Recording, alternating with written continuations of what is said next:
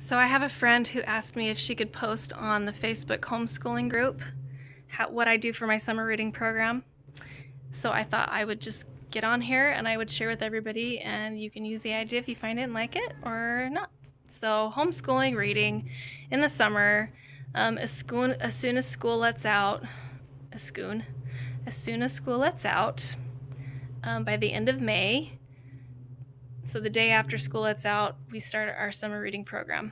And what we do is my kids will get 1 penny for every page that they read, and then 2 pennies for every classic page that they read, and 3 pennies for every scripture page that they read.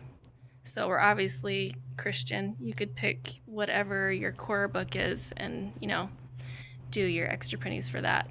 And my kids, they will read their scriptures because they want to earn those extra 3 pennies.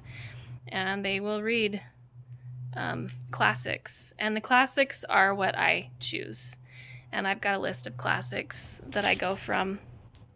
And then there's classics that I've picked up along the way, just from other homeschooling families that I'm in contact with and things that we learn about. And, my classic list will change. So, and my kids have to keep a logbook. When we first started the summer reading program with my kids, there was a logbook that I created on my computer, and I would set that up for them. But now they're older. My youngest is 14, so my youngest two still living at home are 14 and 16, and they just keep a notebook now because they know what they're supposed to keep track of. And what it is the title of the book, the author, and the number of pages read. And we don't count the, I'm sweating, it's hot out here. I live in Nevada. Whew, so hot. So we don't count the pages if they listen to it on an app, like a library app like Libby, or just anything that you can listen to. But if they want to read it electronically on the phone, I will let them do that sometimes if they can't find the book in the library that they want to read. But they have to go online and figure out how many pages there are.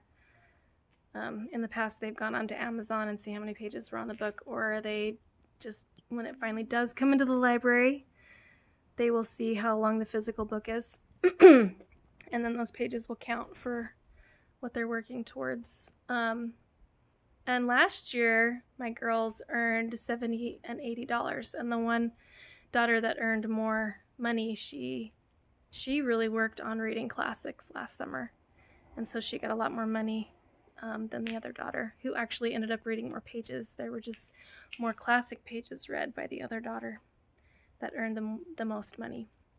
And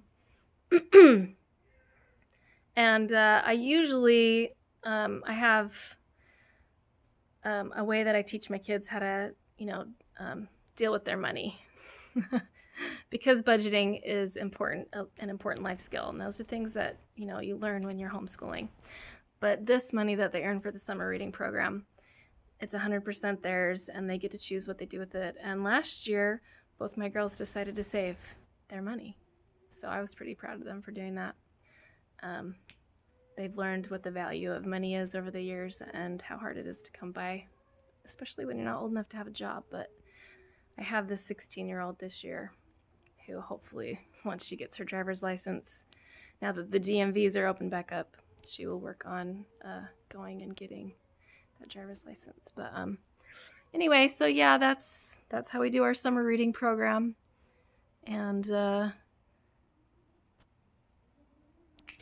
I don't have a list of classics that I can give you, but there is a list of classics in the back of the Thomas Jefferson Education book, written by Oliver DeMille. And that is actually where I started with my kids, and it's a good place to start. It's a beginning.